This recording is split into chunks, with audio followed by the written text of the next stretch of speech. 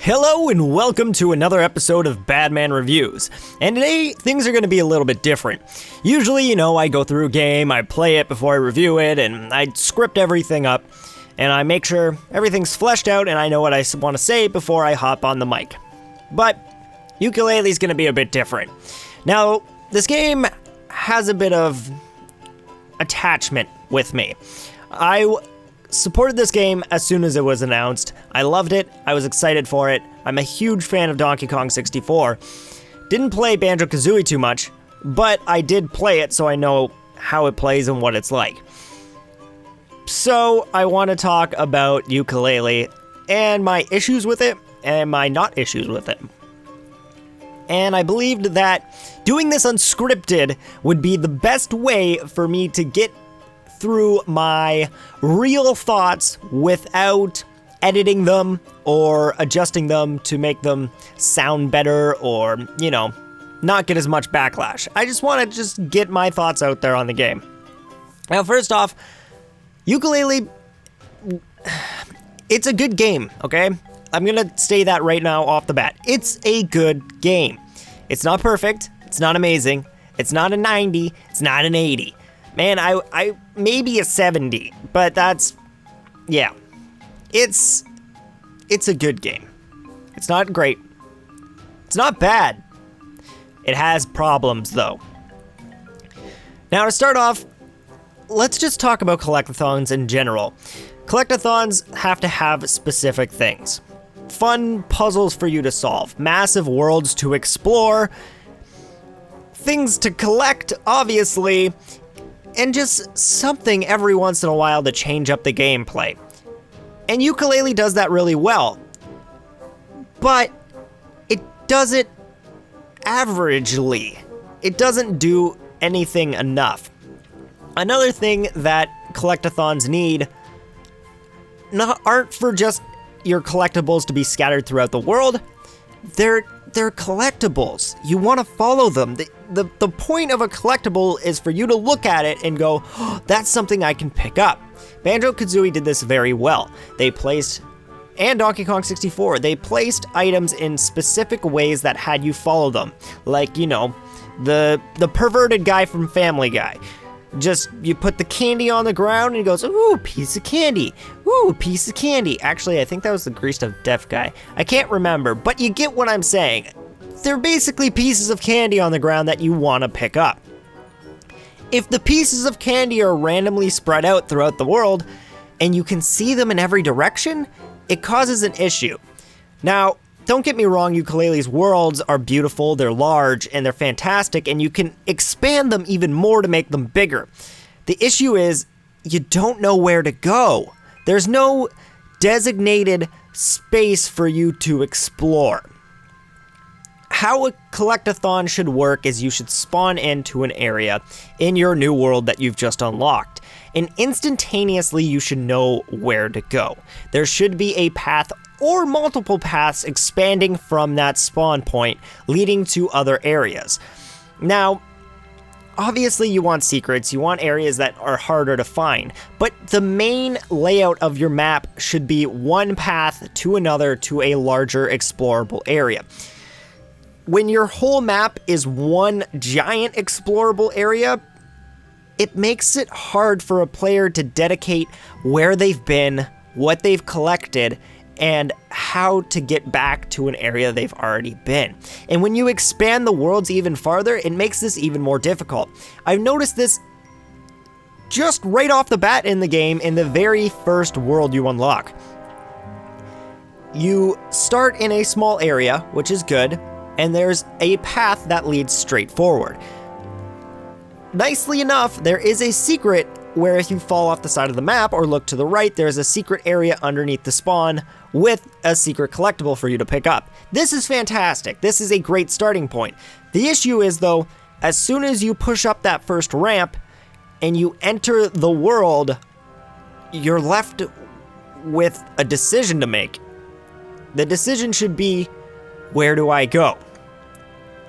And it's hard to decide because you open up into a massive player area that's just it's a lot to comprehend. Now, I can see how people would like this. People would like, they want a bigger area to explore, but in a collectathon, it really just makes things more difficult than they should be. For the collectathon, people are going to want to collect as much as possible. They're going to want 100%. You need to make it easy for them. The biggest gripe with Donkey Kong 64 was that there was too much. Now, the issue with too much is that you start scattering things around. You make a specific set amount of bananas for each level. So each level needs 100 bananas per character, 500 in total. And you start running out of places to put them to make them well placed. You place them in specific routes to have players follow a specific path to get to a different area of that map. But when you start running out of places to put them, you start scattering them around everywhere. And that makes them hard to find. That makes it so at the end, you got 1 banana left over. You got 2 bananas left over, and it's a pain in the butt. Basically, the issue that I'm saying right now with Yooka-Laylee is that it didn't improve on anything. It basically remade Banjo-Kazooie with new characters. Everything's the same. It's literally Banjo-Kazooie, but in HD, with new characters and new worlds. There's nothing really new or exciting about this game. I think the only feature that I've noticed that I really enjoyed that they added was the ability to expand onto already existing worlds. Like I said earlier, you can leave a book and then, put more pages into it to expand how the world is. You add more buildings, you add another area you can enter. And this is fantastic. I like the concept. But the thing is, the layout of these levels aren't good. Specifically, World 3, the swamp level. A lot of it is exactly the same. And it bugs me. You enter an area and you find that the area you're in looks exactly like another area. So you don't know if you've been there. And the thing is, the only way to check if you've been there is to jump to the pool of water and swim underwater and see, okay, this is the water tunnel that I've been through already. Or this is a new water tunnel that I wasn't already in before. So if you've already been in that water tunnel, then you gotta swim back out, jump out, leave, and then go somewhere else and decide where you want to go from there. Which is a pain in the butt. The one other thing I can give Yooka-Laylee, though, is its explorability. Now, what would have been a pain in the butt is if you were locked into these areas. You're in a specific area, you can't leave it. But Yooka-Laylee likes to let you explore a little bit. All the walls in the game, if you do so choose, are explorable, climbable. There's no invisible walls anywhere besides on the ceiling of the map. So, basically, you can just hop up onto a wall and follow that wall around until you see an area that you haven't been at before. Yes, this can lead to some more complication and bring you to places where you aren't supposed to be yet, or get you collectibles that you aren't supposed to get yet without a specific item. But on the other hand, it's really cool and I love it.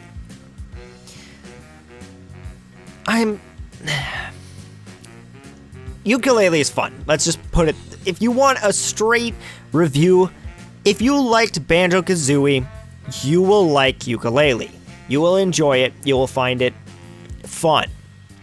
But you won't be amazed by it. You won't be like, this is the platformer we need. This is the next generation of platformers. This is the future. This will make other companies make platformers. Sadly, no. This will make other companies realize that there's nowhere to improve on platformers. A platformer collectathon is a platformer collectathon. You build a room, you drop stuff in it, and people collect it. There's so many things that they could have done to improve the platformer collectathon. So many new mechanics they could have added besides just making the game look prettier. The game tends to drag back to the N64 way too much. It really wants to just stab into you that this is This is a sequel to Banjo-Kazooie. Look at the N64 references. Look at the banjo references. Look at the funny jokes and the fourth wall breaking. Look, it's a snowman with a witch hat who rhymes like Gruntilda. It really, really wants you to know that it's made by the people who made Banjo. And it's annoying. Like, I get it. It's made by the same people. But that doesn't mean you have to constantly remind us that it's a Banjo game. This is the one thing I was worried about when they first announced Yooka-Laylee. Because when I saw that the characters were a chameleon and a bat, I was like, great. It's Banjo-Kazooie. It's literally, and it still feels like that in the game. It feels like you're playing as Banjo-Kazooie, but instead of a talent trot, you get to roll around. And instead of being able to talent trot as long as you want, now you have a timer. So if you want to keep rolling, you have to stop. It's basically a stamina bar that's really annoying. Yes, they use the stamina bar to their, how they want by making it so, you do races and you have to collect butterflies to refill your stamina bar to win the race. But you didn't need it. You could have just made the races harder. The stamina meter it's annoying. It's literally a hindrance to the whole being of the game. Especially when you're getting to the last moments of a level, when you're at the moment of a collectathon where you have a few more feathers or one pagey left to find, which means you have to constantly explore every part of the level, left and right, check every little corner. And when it takes you 10 minutes to cross the level, well, I'm over-exaggerating, but when it takes you forever to cross the level because your stamina bar keeps emptying, it gets annoying. Now, I've been ranting a lot on this, and I want to actually just kind of get through on some good points, okay? I want to prove that the game is still good. I'm not just going to rip straight into it. First off, Yooka-Laylee is fun. It's a good game. It has a lot...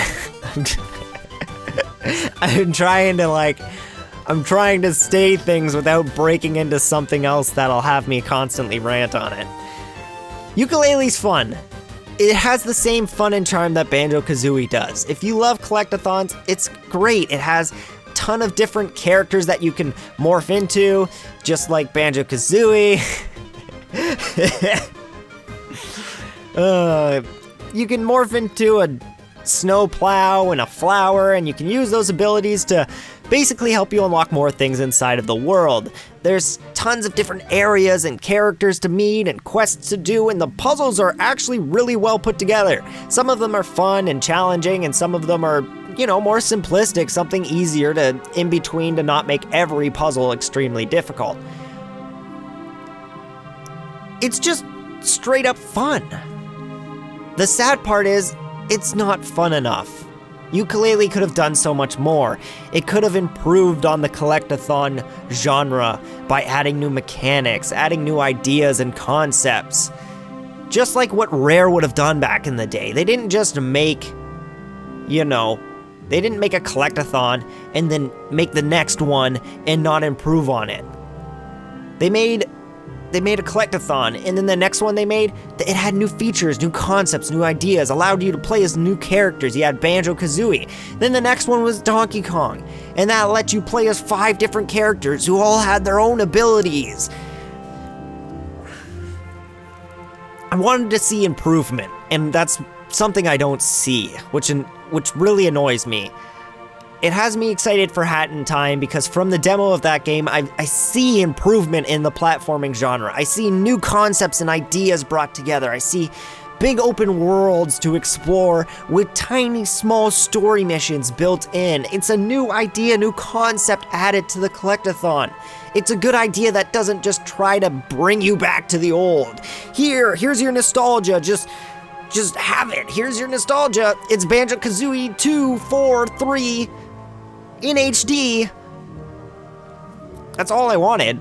I wanted something new, something exciting, something that built on an old game. Instead, I got a remake, HD remastered. I got Banjo-Kazooie 3. Let's just put it that way. I got Banjo-Kazooie 3, but it plays like Banjo-Kazooie 1. The other thing I mentioned was straight up in the toy box. When I did my first impressions of the toy box, I mentioned that the camera work needed to be fixed. It's a platformer game. We have 2 analog sticks now. The camera should not handle like shit. Oh god, it should not handle like crap. And guess what? It still does. In specific instances, especially Rampo, the boss of the first world. There are 3 butterflies to the side of that map, to that area, that allow you to collect health. The issue is when you go to collect them, your camera angle completely changes from the boss's camera angle to the game camera angle, causing your controls to flip and causing you to fall off of the map while trying to regain your health, causing you to die anyways. That's the biggest thing with a collectathon. I could forgive the N64, it had 1 analog stick. But we have 2 now. We should not be having this issue. Okay, I'm sorry for the rant. Yooka-Laylee has its problems, but it's fun. It's enjoyable. It's a new Banjo-Kazooie. Let's put it that way. If Banjo-Kazooie 3 came out on the N64, that's what you should expect from Yooka-Laylee. That's it. That's really it. I've done my ranting. This is my thoughts and review on Yooka-Laylee. Let me just point out a few other things before I head out. The music is fantastic. Grant Kirkhope and the guy from Donkey Kong Country did a fantastic job on the score. The music is great. The levels are beautiful. They look fantastic. The detail to graphics and how they design the art style is just great. It looks fantastic.